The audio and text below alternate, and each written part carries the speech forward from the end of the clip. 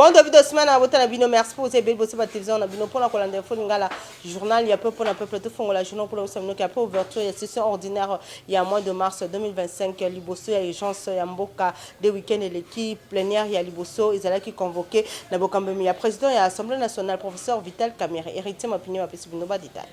Après ouverture, il y a session ordinaire, il y a mois de mars 2025, Bazali Bongo conscient un rôle Oyo, Peba urgence Oyo Mboka et Zanengo, par rapport à l'Assemblée nationale, à Yebi Kozelate, pour na tenir première plénière na ye week-end et l'équipe. 2 points Ezalaki inscrit dans ordre du jour. Il y a séance plénière Oyo Ezalaki présidé et puis il y a président, il y a chambre basse, il y a parlement, professeur Vital Kamerhe. Ezalaki mingi adoption, il y a projet, il y a calendrier, il y a session ordinaire, il y a mars, puis vote, il y a projet, il y a loi Oyo Ezali Kolobela. Prorogation, il y a état de siège dans la province, il y a Nord Kivu Ituri. Na communication, il y a président, il y a Assemblée nationale. A zongelaki situation sécuritaire na partie Est et la République démocratique du Congo. Oyo Ezali occasionné na guerre injustement imposée na RDC. Et pas il y a Rwanda. Nanzele ba supplétif, il y a M23 AFC. Boye Bamo Yoso Ezalaki Bongo Chaléré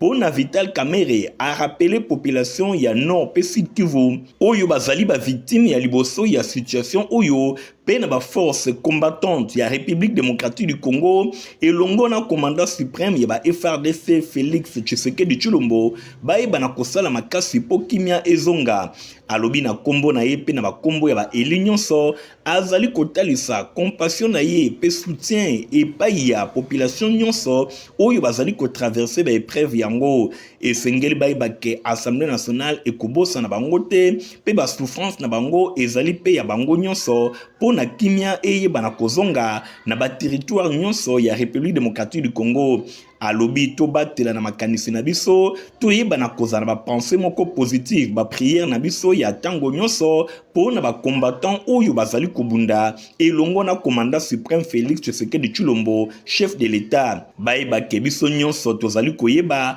ba sacrifice oyo bazali kosala pour nous défendre mboka abattre la unité nationale na ye. Après adoption na conférence ba président boye vendredi outi koleka na oyo etali article 64 alinéa 4 ya règlement intérieur ya Assemblée nationale. Projet à calendrier à session en mars 2025 ezalaki adopté na assemblée plénière pe calendrier oyo ezali kolobela ba rubrique mibale mingi penza ba matière non législative 9 au total ba matière législative 5 pe ba législative oyo ezalaki bongo ba matière ya sika pona oyo etali ba matière législative boye esengeli kosimba validation ba pouvoir ya ba nouveau éli ya masimanimba pe ya koma pe ba suppliant ya oyo bazali kongo kosala ba fonction mosusu rapport synthèse ya ba rapport ya ba vacances parlementaires contrôle parlementaire et longo ba question écrite orale pe ba interpellation examen ya rapport annuel ya ba activité ya commission électorale nationale indépendante examen ya rapport annuel ya ba activité ya commission nationale ya ba droits de l'homme examen ya rapport annuel ya activité ya conseil supérieur ya audiovisuel et de la communication examen pe ba résolution ya conseil supérieur ya cour de compte oyo ezali scindé en deux rapport ya activité ya cour de compte pe ba résolution ya ba promotion ya mise en retraite ya ba oyo mususu bazali ko nécessité commission spéciale ba rapport ya ba commission permanente défense sécurité et relations extérieures pe économie et ngona finance pe lisusu bango ba travaillaki pendant ba vacances parlementaires na rubrique ya ba matière ya législature oyo ezali bongo ba arriéré législative entre autres ba projet ya loi oyo ezali kolobela ratification de l'ordonnance loi numéro 24/00D il y a le 22 janvier 2024 oyo ezali kolobela autorisation ya ratification ya convention ya Union africaine na oyo etali prévention ya lutte contre le terrorisme loi oyo ezali kolobela aménagement ya territoire renvoyé na deuxième lecture et pas il y a présidence ya république proposition ya loi oyo ezali ko modifier pe ko compléter loi numéro 22069 il y a le 27 décembre 2022 oyo ezali kolobela activité ya contrôle ya établissement ya crédit na RDC proposition ya loi oyo ezali kolobela création organisation pe fonctionnement ya ordre national des nutritionnistes pe ba diététiciens ya RDC proposition ya loi oyo ezali ko modifier crédit ya le 30 janvier 1940 oyo ezali kolobela code pénal congolais spécialement suppression ya peine ya servitude pénale pe ya ba travaux forcés ba nouvelle matière mosusu ezalaki adopté na unanimité na représentation nationale pona oyo etali prorogation ya état de siège na partie ya République démocratique du Congo yango ezalaki dernier point à l'ordre du jour plénière elongo na vice-ministre ya justice pe ba contentieux international Samuel Mbemba Kabuya oyo alobaki na kombo ya gouvernement apresentaki texte oyo pona ko solliciter vote na yango na plénière après débat pe délibération na miso ya président ya assemblée nationale po na sensibilité ya matière sécuritaire oyo projet ya loi ya autorisation ya état de siège na parti mosusu ya République démocratique du Congo ezalaki bongo adopté epai ya ba députés nationaux na majorité. Tobeta bongo masolo etali premier président ya cour de compte oyo ayambama kitoko week-end eleki epai ya président ya assemblée nationale professeur Vital Kamerhe ba discussion na bango mbale et tournaki autour ya cour de compte ba collaboration oyo ekoko salima entre bango mbale pe lisolo etali rentrée judiciaire héritier mapine mba détail.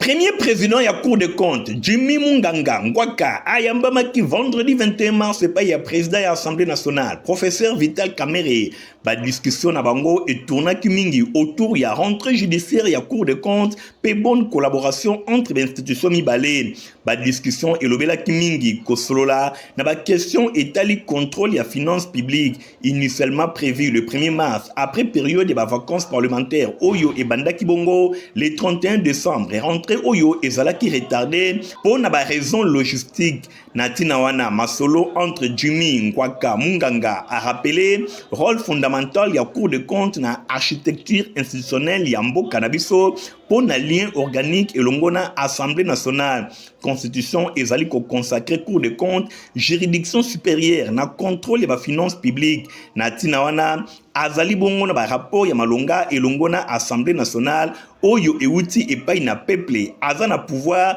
ya ko légiférer ya ko contrôler action gouvernementale bokutani oyo et permettre que renforcer collaboration institutionnelle ndenge atalisi rentrée judiciaire ya Cour des comptes ezali bongo étape moko essentielle na fonctionnement ya institution boye ezali ko marquer reprise officielle ya activité juridictionnelle pe ya contrôle bokutani oyo et permettre que solola pona oyo etali ba modalité pratique ya rentrée oyo pona oyo etali mosala ya Assemblée nationale bosimba ke ba échange entre professeur Vital Kamerhe et longona Jimmy Munganga ezali kotalisa volonté ya Assemblée nationale pe ya Cour des comptes ya ko consolider gouvernance financière pe ko assurer gestion moko rigoureuse ya ba deniers publics na ndenge ba principe ya transparence pe ya redevabilité bosimba ke date ya rentrée judiciaire ya Cour des comptes et kozala révéler mikolo ezali koya.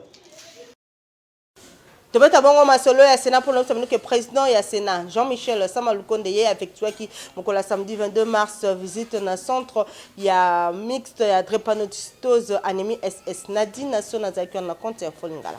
Kozwana maloba président ya Sénat Jean-Michel Samalukonde Kenge azalaki trésorier yako accompagner belle initiative oyo pe louable ya ba femme sénatrice kuna boyebaki azalaki moto liboso yako zala na esengo na ndenge ayaki na centre exception oyo epai wapi centre yango ezwaka en charge ba drépanocytose SS particulièrement ba oyo bazali ko uta na ba couche ya plus vulnérable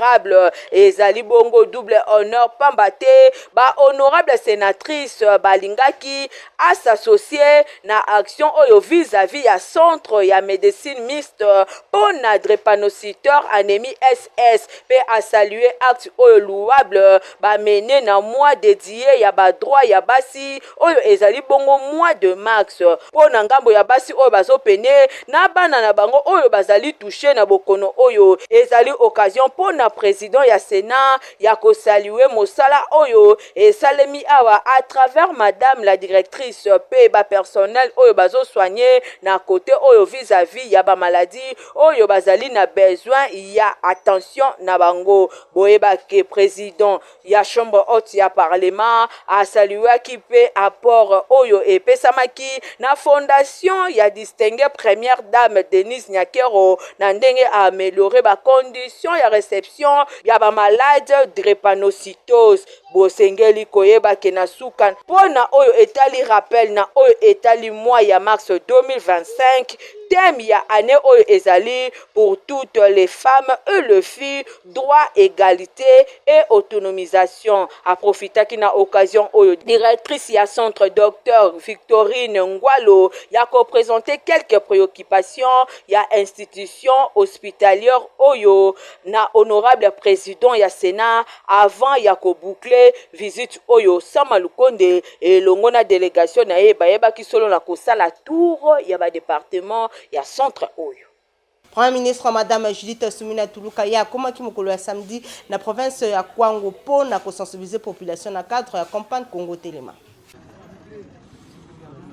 Samedi 22 mars, Première ministre Madame Judith Soumina Tuluka a continué tourner na ye o aza kosala na cadre ya campagne Congo Telema. Grand rassemblement populaire na cadre ya tournée nationale Oyo, province ya Kwango nde et yamba ki première ministre. Semaine dernière, Azala Kibongo na province ya Kwilu, Wapiepai a lancé qui appelle na unité pe na mobilisation contre agression rwandaise o examiné et paye ba troupe supplétif ya groupe terroriste M23. Koko Manaye samedi 22 mars na chef lieu ya province ya Kwango, chef ya gouvernement Ayemba Makikitoko avec honneur militaire na présence ya gouvernement ya province ba élu ba autorité locale oyo pe bazalaki ebele avant ya ko se rendre na monument ya femme pleureuse symbole ya souffrance pe courage na ba femme congolaise oyo représenté bongo résilience ya peuple congolais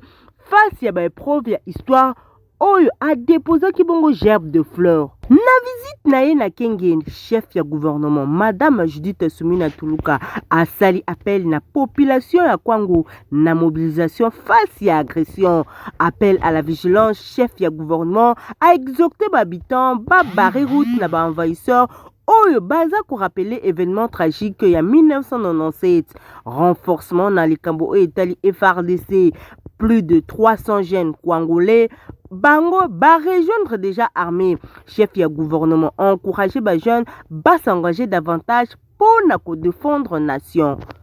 Biso gouvernement tolobi il faut biso nyonso tout telema. Kotelema yango eza ya yambo ya kozala biso nyonso tout mobiliser. Il faut toloba non, N-O-N, non à l'envahisseur, non à la division de la République démocratique du Congo. N-O-N, non à la balkanisation du pays. Bisotologi RDC Zalabo. Asolala ki lisusu makambo etali préoccupation locale na bango. Premier ministre Madame Judith Soumina Tuluka a annoncé que ba solution à électrification à Kenge et Kosalema, lutte contre ba érosion, réhabilitation à Pont Kwango, pe reconstruction ya hôpital général de référence. Chef ya gouvernement aza ko poursuivre tournée nationale pour na ko prêcher unité, paix, prospérité pour na Congo mobima. Population na ngambo na ye akoka kokanga monokote pe alaksaki esengo na ye na ndenge chef ya gouvernement Madame Judith Soumina Tuluka ayaki na mabele na bango. Reportage. Ba autorité au bazalaki sous place na population province ya Kwango akokaki kokanga monokote na komona premier ministre Madame Judith Soumina Tuluka koya na kwa na bango présence o esepelisaki bango makasi yango wana bakokaki kokanga monokote na geste kitoko oyo premier ministre azali kosala après qui quitte les deux dans la Kwango pour continuer sensibilisation oyo to bengi Congolais Telema to sengi na Congolais nyonso tous alignés sima mokonza mboka pona ko bouter dehors ba nyonso bazokanisa ki ata eteni moko ya RDC ekokende vers bango biso banso toyebi ke Rwanda na ba complice na ye occidentaux bazo utiliser M23 pour que ba imposer biso guerre biso to lobi boye to sengi na biso nyonso to sanga lokola mutu moko parce que balobaka l'union fait la force. Ensemble c'est possible de longa guerre yo. Ensemble c'est possible Congo et joie valeur nango à cause ya ba minéraux na biso bazo bundisa biso. Et to sengi na congolais nyonso sika nyonso akozala soki omoni nungu moni ma faut pas dénoncer pour te perdre ta été ne moka mabele na bisoté. Oui, Nazali impressionné comme d'autres bateaux basili koya na katu esika etant que Congolais et le reste oyo ya Congo baza résident na kati ya Kwango. Le discours ya maman impressionné pe épaté biso. Tomoni vraiment que réellement soit le président de la République apporta qui sur maman souminwa, ce n'était pas un choix en vain. Lokola mwasi kaka mais azali mwasi mobali nabo mama pe na makanisi na ye mama apesi solution c'est bien aéroport na province à Kwango mais pour la biso problème toza nango pour ba fonctionnaire à l'état à répondre bien ba augmenter ba salaire ba fonctionnaire na ba soda na ba policier mais na we mama ministre ya lobby ngana sepele nango soki ba mécaniser biso toko sala ne sengo privilège kozala soki ozala nyongo 100 000 bozwi 112 000 na ndako ekokende combien souci nga zande wa tozo souffrir surtout biso ba fonctionnaire à l'état. Secrétaire exécutif provincial ya Union Congolaise Ukona Mokuse pour la ville ya Kinshasa mwana mboka Brèche Engali Obama ye a procédé ki week-end eleki na installation ya 11 cellules nyonso elekanaki na quartier Kemi kuna na commune ya Lemba. Fabrice Lundo Mezaki na compte ya Folinga. Secrétaire exécutif provincial ya parti politique babengi Union Congolaise Ikona Mokuse mwana mboka Brèche Engali Obama azali kolala pongite tomoni ke na ville ya Kinshasa kala mingi te okoleka ndako moko te sans ke omona membre ya ICO bosimba ke na sima ya installation ba cellule oyo esalemaki na commune ya Kitambo epai wapi 4 communes mokoka bazalaki installé weekend eleki ezalaki ngala ya 11 cellules mobimba bosimba 11 cellules bazalaki installé na quartier Kemi na commune ya Lemba epai ya Brèche Engali Mfiri Obama le lion ya ville ya Kinshasa oyo asimbi mabele ya Kinshasa pona compte ya ICO ya autorité morale professeur Daniel Mukoko Samba milulu ezalaki vraiment ya kafu botala bino moko tango Brèche Engali Obama ayaki ayambamaki na ndenge ya kosakana te tomonaki pe présence remarquée ya secrétaire national en charge ya formation pe idéologie ya ICO mwana mboka Gerda Kanga oyo pe azwaki maloba pona kolobela idéologie ya parti babengi ICO pe kotalisa eloko nini cellule pe mosana bango oyo bazali ko installer ekozala nini na mbala moko Brèche Engali Obama le lion ya ville ya Kinshasa yemoko pe azwaki maloba pona ko procéder na installation proprement dite boy installaki 11 cellules mobimba ndenge bozali komona ba leader ya ba cellule ba kambito ba président cellulaire bango ba kokamba ICO bisika nyonso bazali kotinda na ba différentes communes ba pesaki bango ba écharpe pe bensini ya ndenge na ndenge pona kotalisa ke bazwing bende ya bokonzi ya ICO pona ba cellule oyo bango ba kokamba bosimba ke nyonso elekaki vraiment kitoko lokola atambola kamaboko pamba te le lion ya ville ya Kinshasa Brèche Engali Obama ayaki na ba cadeau ya maputa lokola pe ezali mois de la femme pona kopesa ba membre nyonso basi oyo bazalaki wana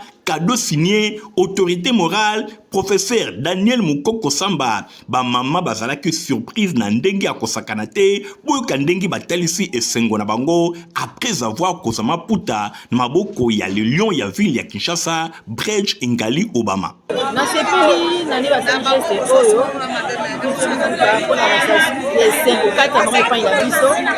mpe espèce okati ya biso epai na bango oyo mpenza azobokola biso tokozwa ata motu te moto aye ya libanda wapi non baprésident apesa biso maputa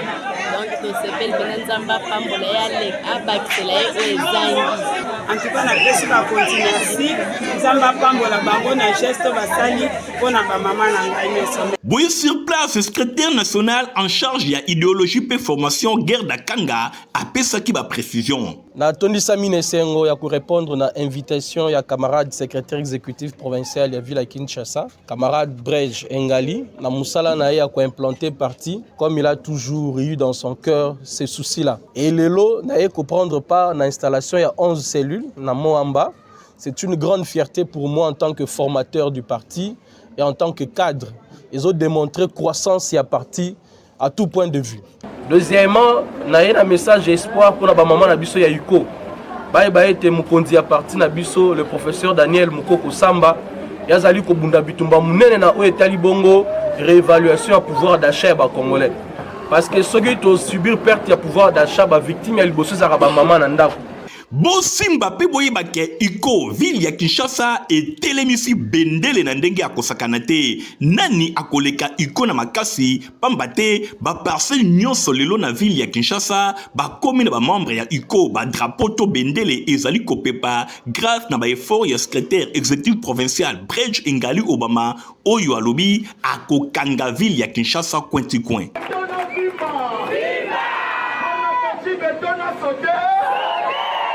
Structure Aimons-nous vivants mingi penza ligue de femmes na bango bazala ki na milulu moko monene week-end eleki na siège ya PPRD reportage. Ba mama ya ligue de femmes ya PPRD mingi penza ya structure babengi Aimons-nous vivants oyo ekambamaka epai ya coordonnateur Ndombe Koso bango bazali kolala pongite week-end eleki bazalaki na siège ya PPRD na commune ya Gombe epai wapi coordonnateur Ndombe Koso elongo na bureau na ye bazalaki ba invité ya structure oyo ligue de femmes Aimons-nous vivants pour na compte ya PPRD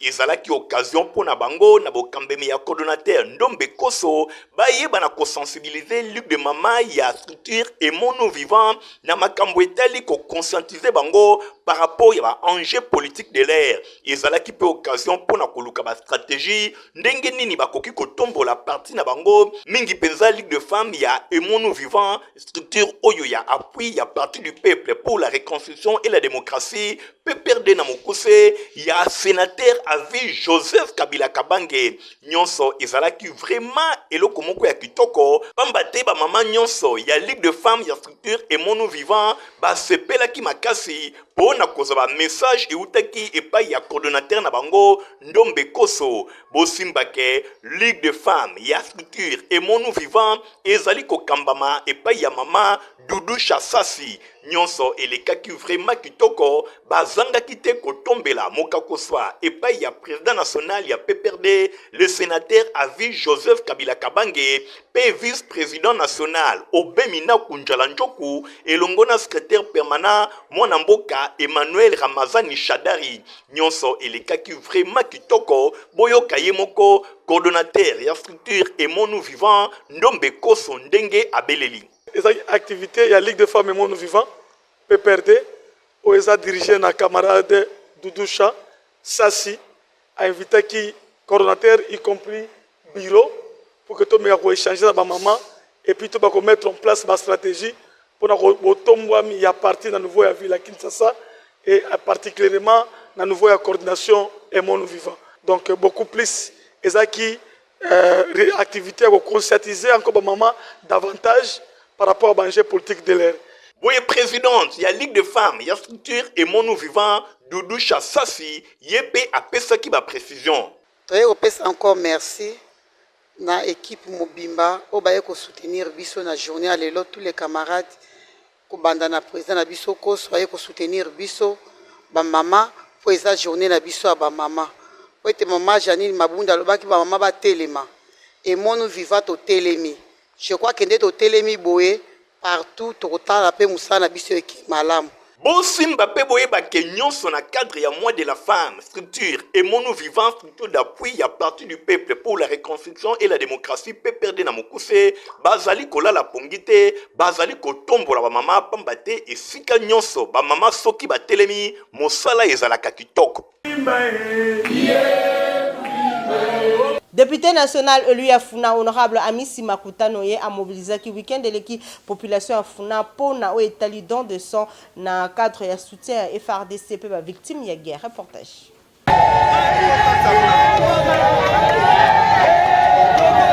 Journée à samedi 22 mars, ezala ki bongo tout à fait particulière. Pour honorable Amissi Makutano na base électorale na ye ya district ya Funa ezala ki bongo double cérémonie oyo ezala ki organisé après mbula oyo a Rosa ki bongo capitale congolaise na quartier général ya fief électoral na ye oyo ezali bongo na avenue Lokelenge na direction ya Chaba na commune ya Ngiringiri.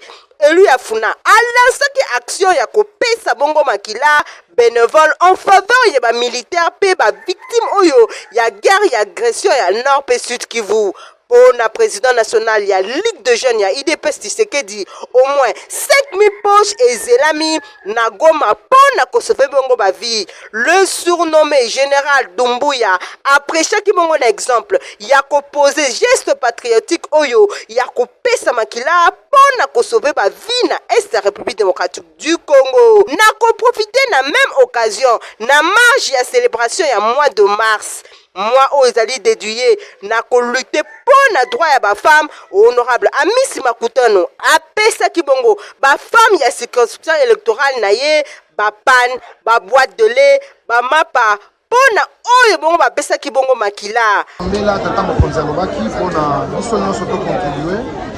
biso nyonso to pesa auto ko pesa. Mais kasi ngai en tant que député national, en tant que mokambi pe abilenge ya IDPS, tomoni que contribution na biso ya maloba ezali kopesa makila na biso mpona kosunga bandeko na biso bazali kobundela babele na biso, bazali kobundela intégrité du territoire na biso. Ndenge oyebi esika kuna bazali bitumba ezali minduki, ezali makila ezali kotala. Mais kasi biso tokoki kopesa kaka makila mpona kosunga bandeko na biso bazala sauve e biso topesi oyo tokoki kopesa mpe mpona kolandela oyo ezalaki appel ya président oyo ezalaki mbele ya tata mokonzi yango nde biso tozali wana.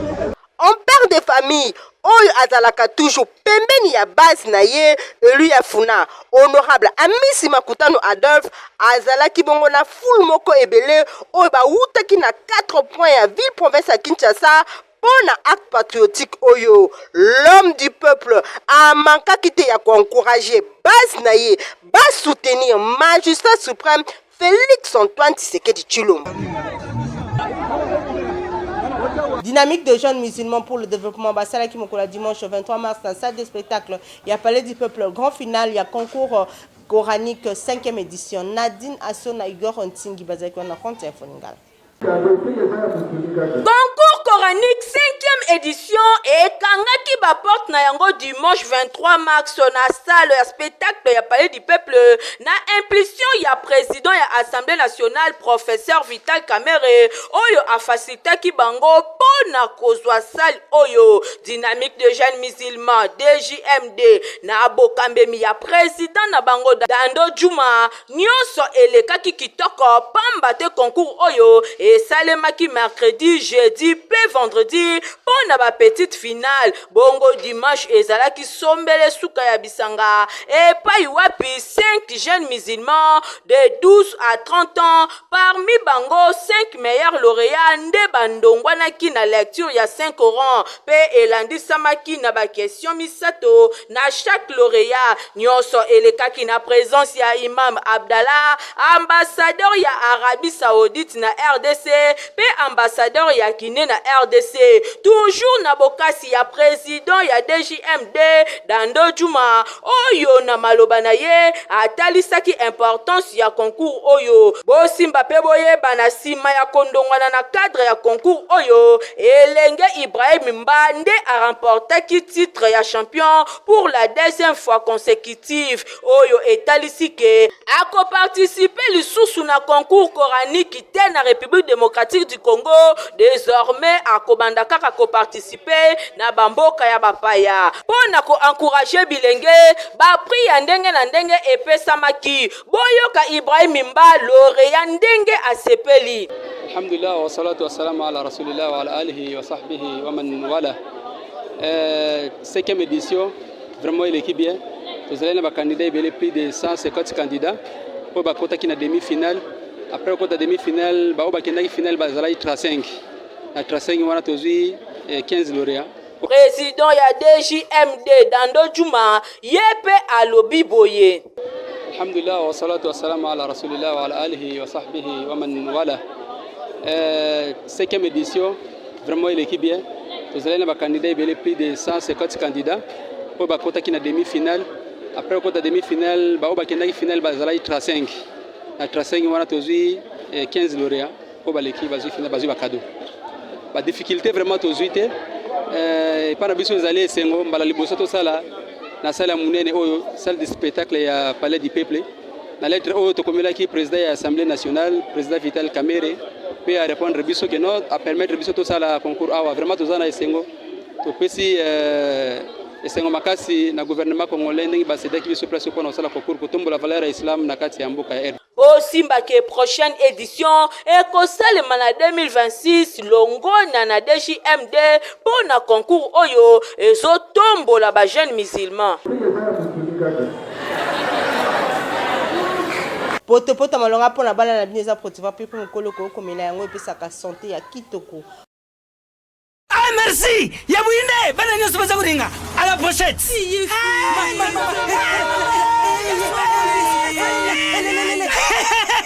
Bouzala Kwarme, Protivap et tonne la protéine et énergie. Ah papa, merci pour les protéines et pour les enfants. Eh Bino, bote la baonine, bote ma bodole Bino, vamos kansa bomba bonga. Bona bana na yo bakumarukura bana oyo, faut laisser kabango, poto Protivap. Et ça va pota te, allez, kamata, bon appétit. Bana nyeso ba yaka Protivap. Sisi kulia ya bangu Protivap, babandi badansi na bangu ya babebe pro. Tala. Bari yango, chate kitoko nchato makachi. Tukana mbimbi, oyo tukana mbimbi.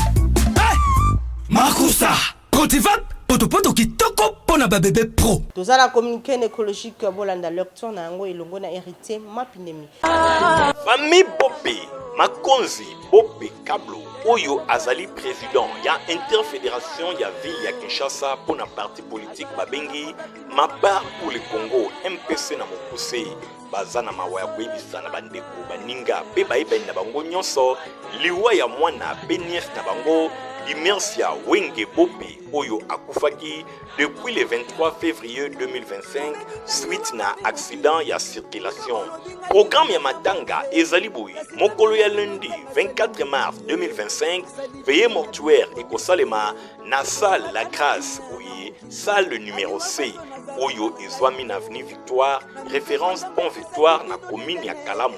Mokolo ya mardi 25 mars 2025 na ngonga ya 9h levée du corps ekosalema na morgue ya hôpital Mabanga ya Yolosi na commune ya Kalamu. Bongo okundami ekosalema na nécropole entre ciel et terre. Boina simaya enterrement bain de consolation ekopesama toujours na salle La Grâce salle numéro C Oyo ezwami na Victoire na commune ya Kalamu. En attendant programme Oyo eyeba na kokokisama matanga ezali kosalema na lopango ya libota Oyo ezwami na avenue Cotonnier numéro 56 na quartier Kauka na commune ya Kalamu. Tika été communiqué Oyo ekomela bato nyonso bayebaka Imersia Wenge Bopé.